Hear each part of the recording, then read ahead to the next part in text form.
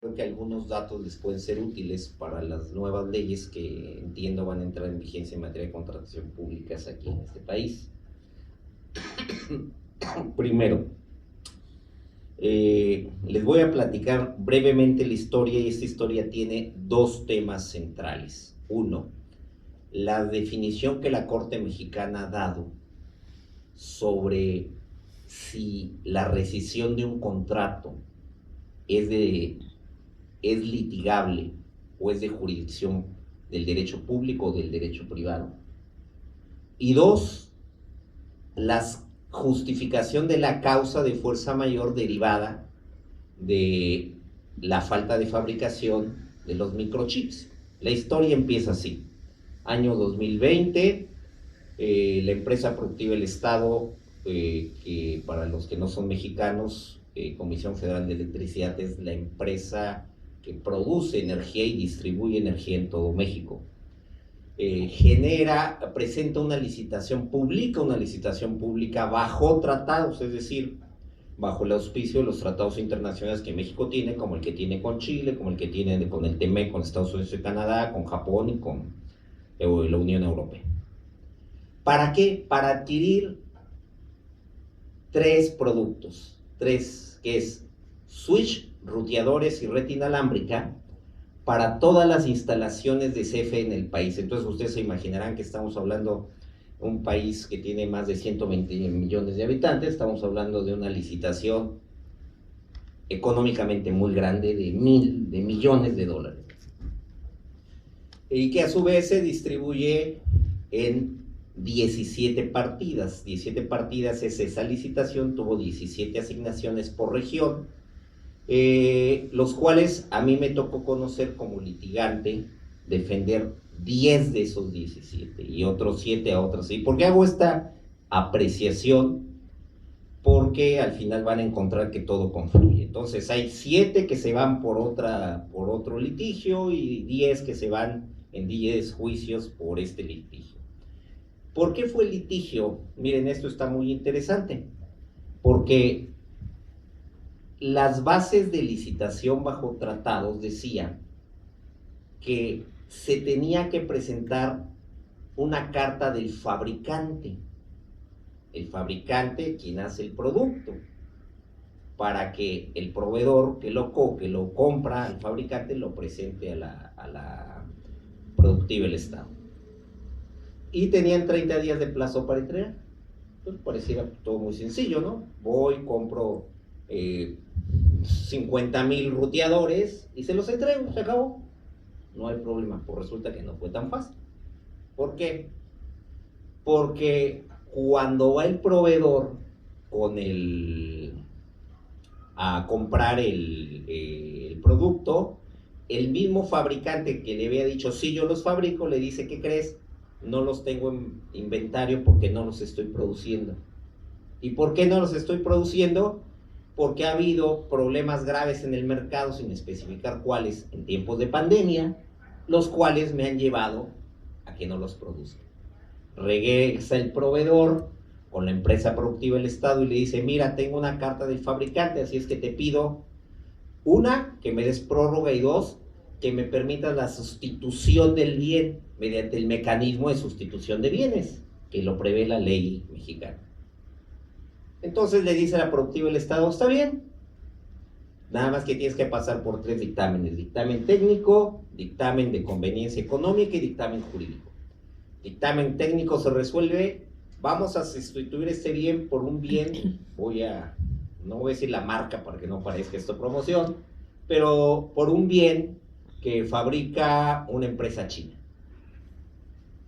Ok, el dictamen técnico dice, sí, este bien incluso es mejor que el otro, pero tiene un precio mayor, dice el proveedor. Yo absorbo la diferencia, 10%. Okay. O resuelto, dictamen positivo, técnico positivo. Dictamen de conveniencia económica del Estado. Bueno, pues ya el proveedor absorbe el 10% de diferencia. También resuelto, perfecto. Dictamen jurídico. A veces dicen que los abogados complicamos las cosas. Pasa dictamen jurídico y ahí se queda meses. Y ahorita tiene relación con el tema. Pero el proveedor hace el cambio, ahora pide al nuevo fabricante, y antes de que lleguen los bienes, llega un procedimiento de inicio de rescisión de contrato por parte de CFE, en realidad de los 10 contratos de que se habían derivado de la licitación. Oye, pero ¿cómo me estás rescindiendo cuando todavía no me sustituyes no me resuelves sobre la sustitución de los bienes? No importa, tienes 3 días para manifestar lo que a tu derecho convenga y yo recibo. No se detiene el procedimiento de rescisión. Y el procedimiento, la decisión de la empresa productiva del Estado pues fue muy clara: pacta su servanda, lo que esté estipulado en el contrato se cumple.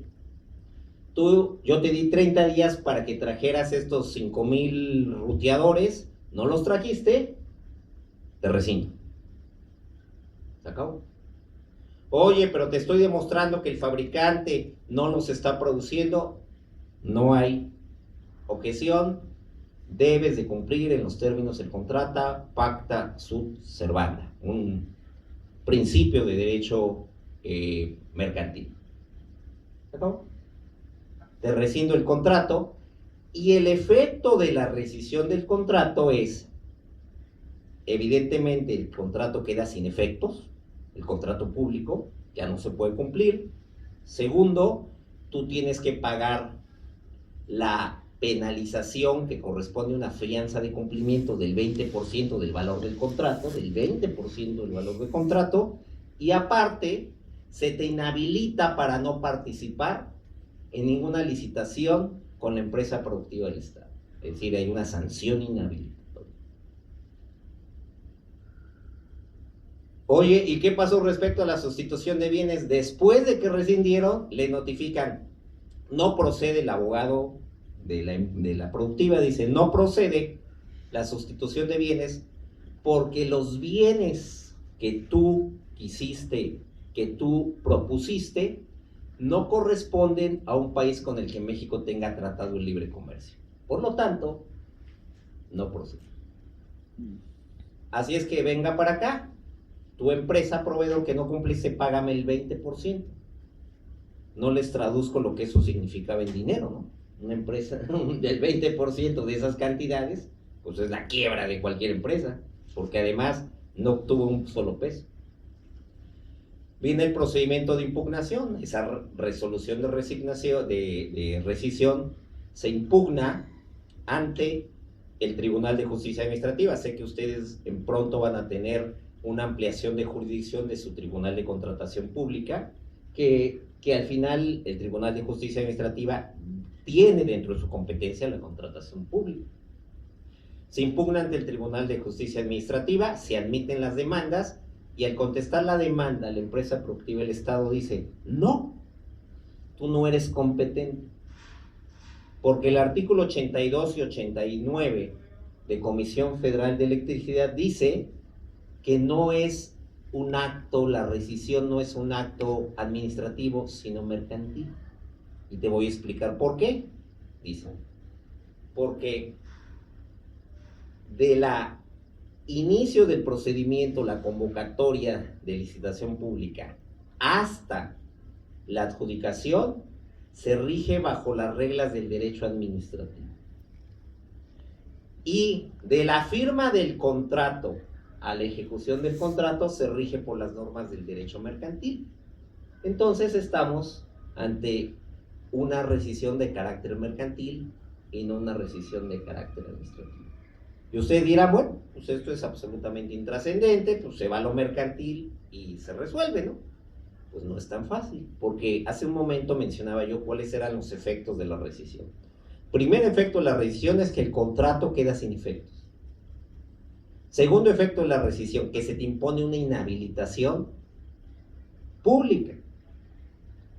Tercer efecto de la rescisión es que un crédito fiscal, que la fianza se transforma en un crédito fiscal y te la cobra el Estado, el Sistema de Administración Tributaria Federal.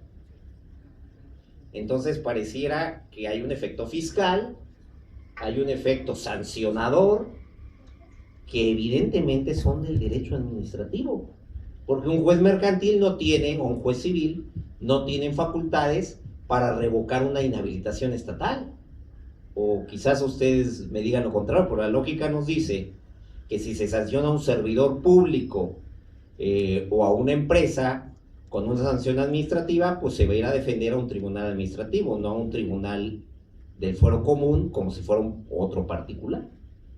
Bueno, pues resulta que ese debate sobre y entonces se presenta el amparo, que es como la casación, el recurso que perdón, la casación, dije mal, el habeas corpus, el amparo directo para reclamar ese desechamiento o sobreseimiento de demanda, de estas 10 demandas.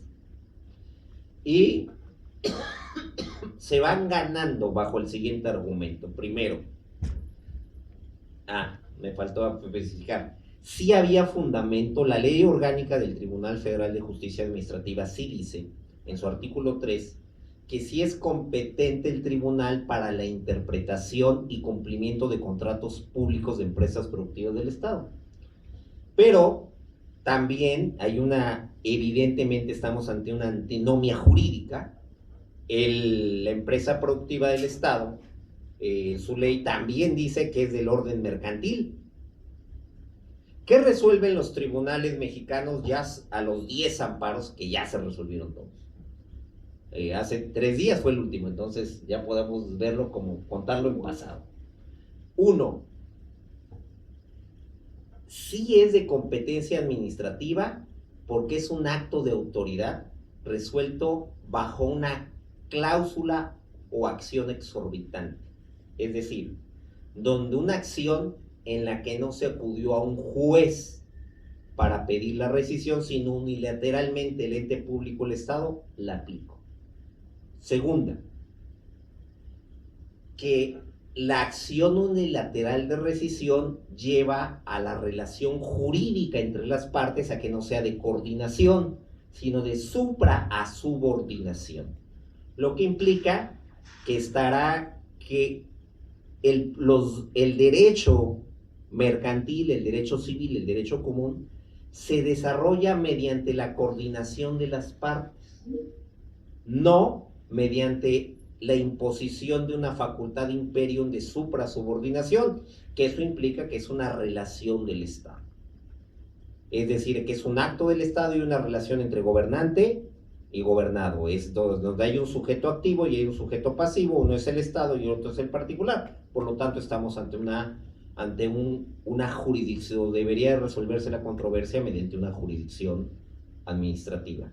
Bueno, no contenta con hecho, al principio les había dicho que habían sido 10 juicios que nosotros impulsamos y que se ganaron los amparos. Bueno, hay otras consideraciones, pero creo que estas son las relevantes para el poco tiempo que tenemos. Había otros 7 juicios. En esos 7 juicios se resolvió lo contrario.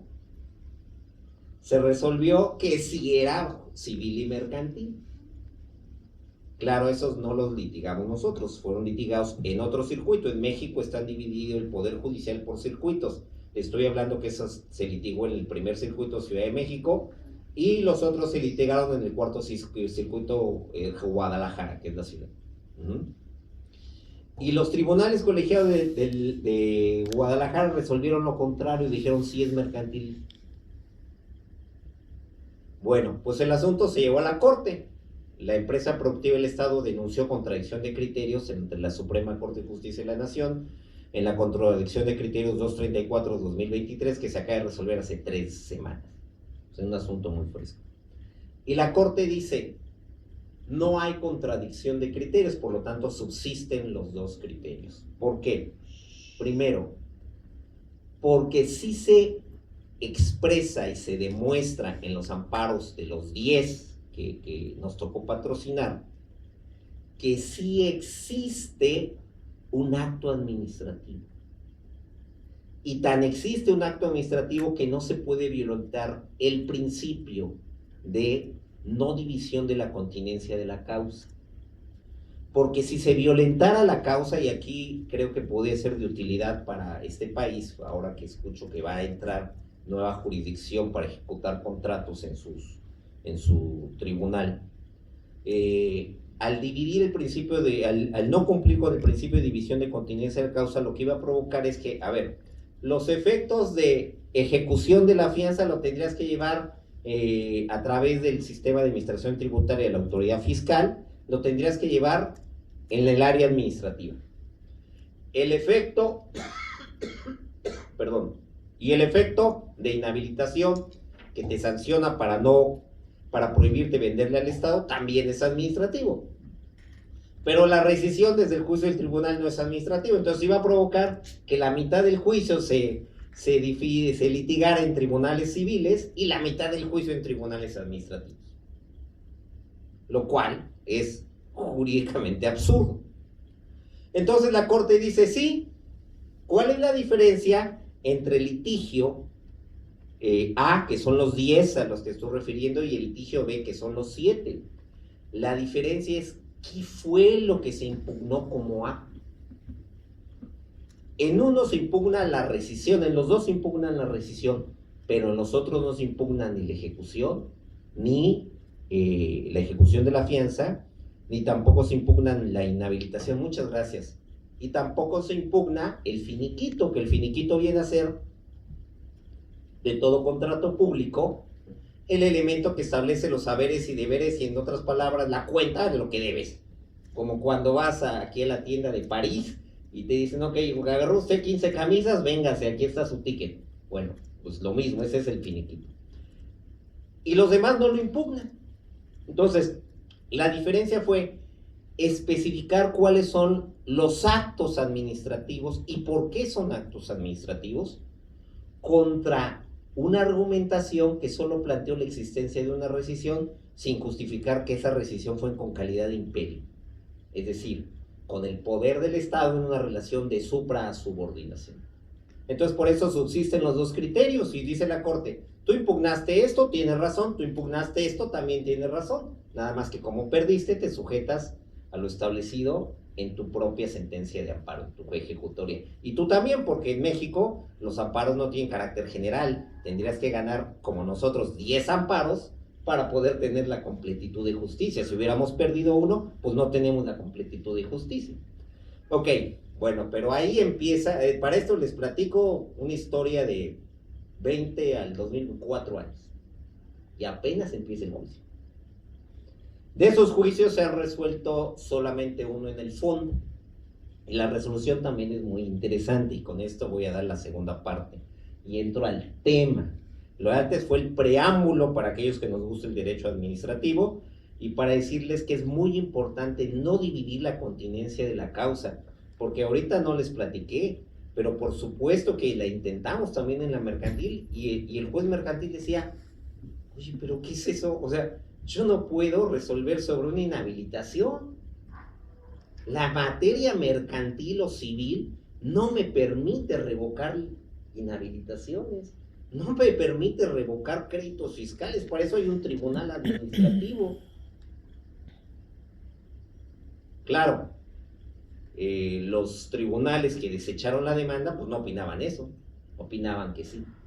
Entonces, bajo esta pasada litis, ya se entra al fondo. Y entonces ahora sí, cuando se entra al fondo, viene la contestación de demanda y ya se entra al fondo.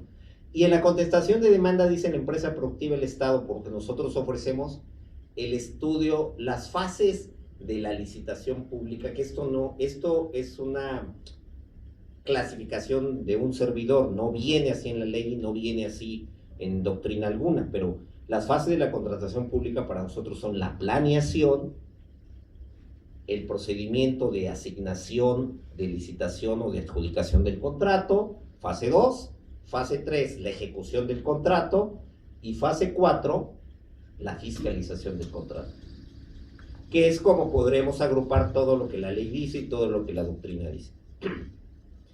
Entonces, nosotros nos metemos a ofrecer como prueba la fase de planeación del contrato, cosa que es muy poco común que lo hagan en un litigio de contratación pública. Y decimos, el error está en la forma en cómo contrataste, porque si hubieras contratado sin tratados, internacional, pero sin tratados, entonces yo hubiera tenido posibilidades de sustituirte el bien. CFE obviamente dice que no, pero se ve obligada por el juez a aportar su fase de planeación y su estudio de inteligencia de mercado.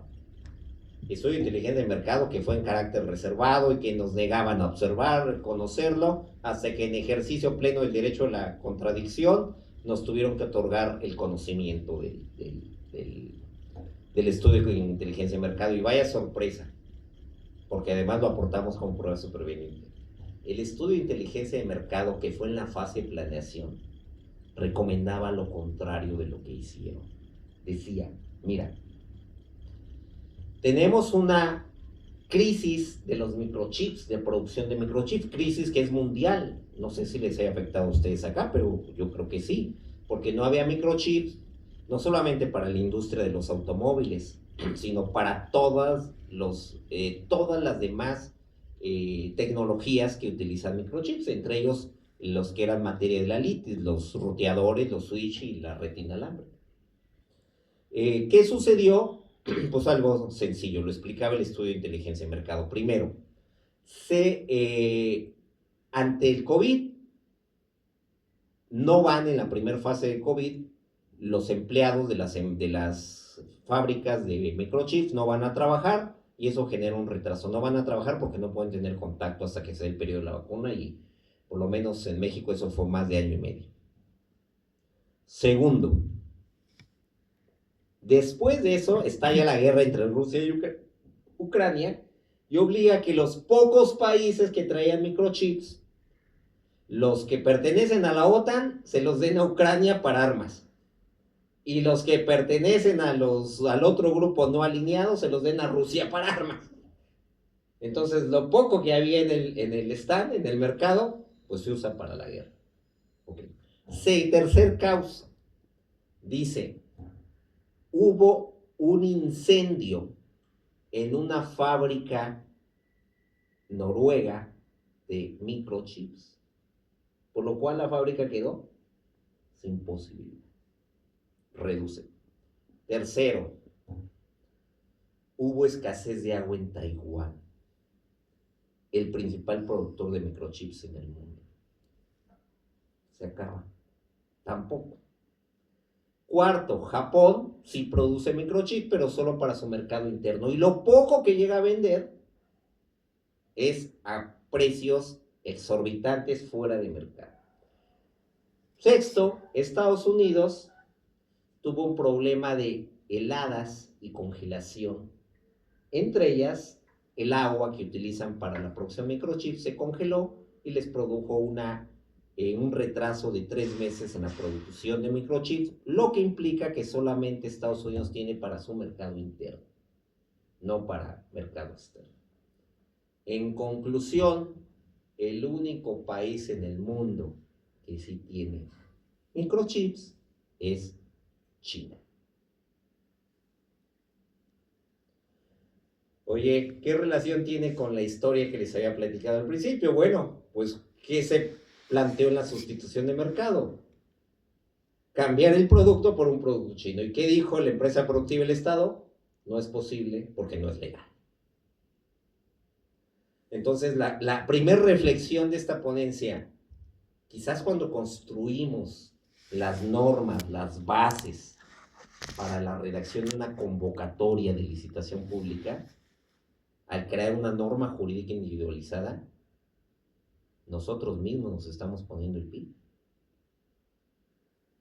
Porque si hubiera sido una convocatoria sin tratados, hay una sustitución de bien y se acabó el problema. Pero que fue una convocatoria por tratados, no se podía cambiar. No se podía hacer el procedimiento de sustitución de bien, salvo que sea por tratado de libre comercio. Segunda reflexión.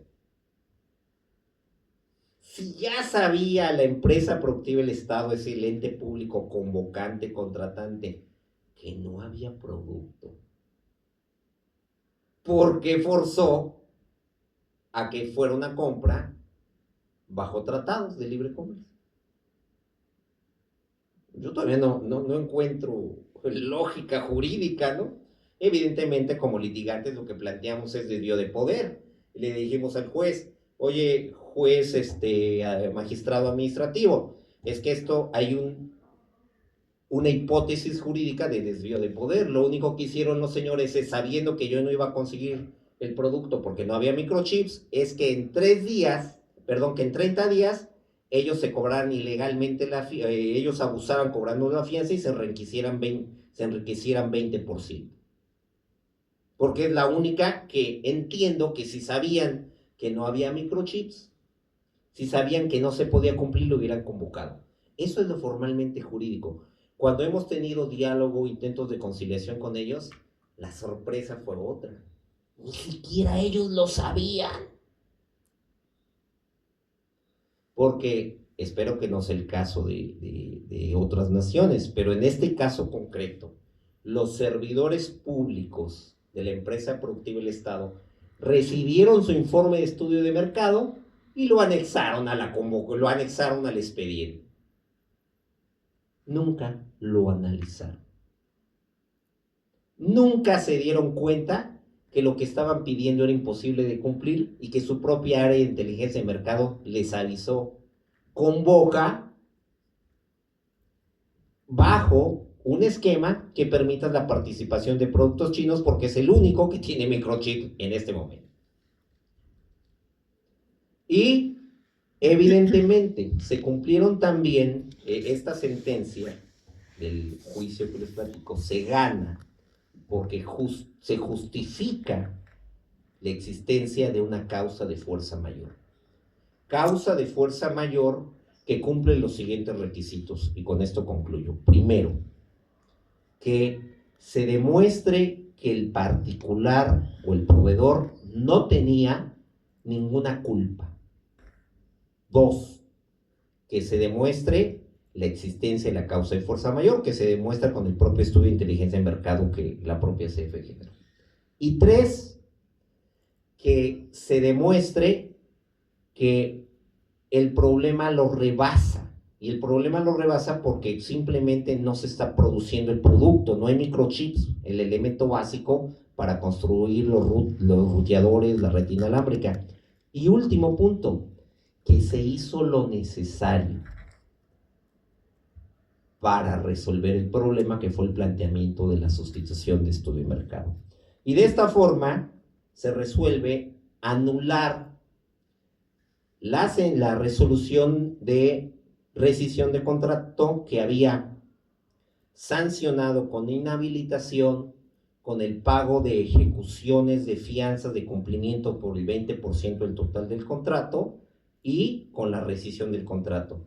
Y ordena el tribunal que en sustitución a ello se lleve a cabo otra figura que permite la ley, que es la terminación anticipada de contrato por causas que son distintas al incumplimiento de un proveedor, como es el caso de la existencia de una causa de fuerza mayor. Espero que haya sido de utilidad el tema.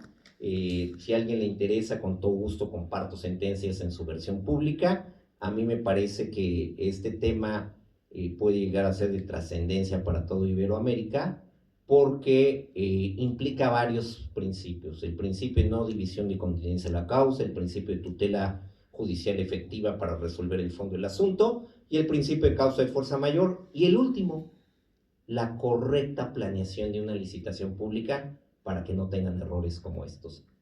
Y se acabó el cuento. Resultado, CFE no obtuvo los bienes que necesitaba, por lo tanto no le cumplió a la ciudadanía, y el proveedor no obtuvo el negocio que aspiraba. Todos perdieron. Gracias.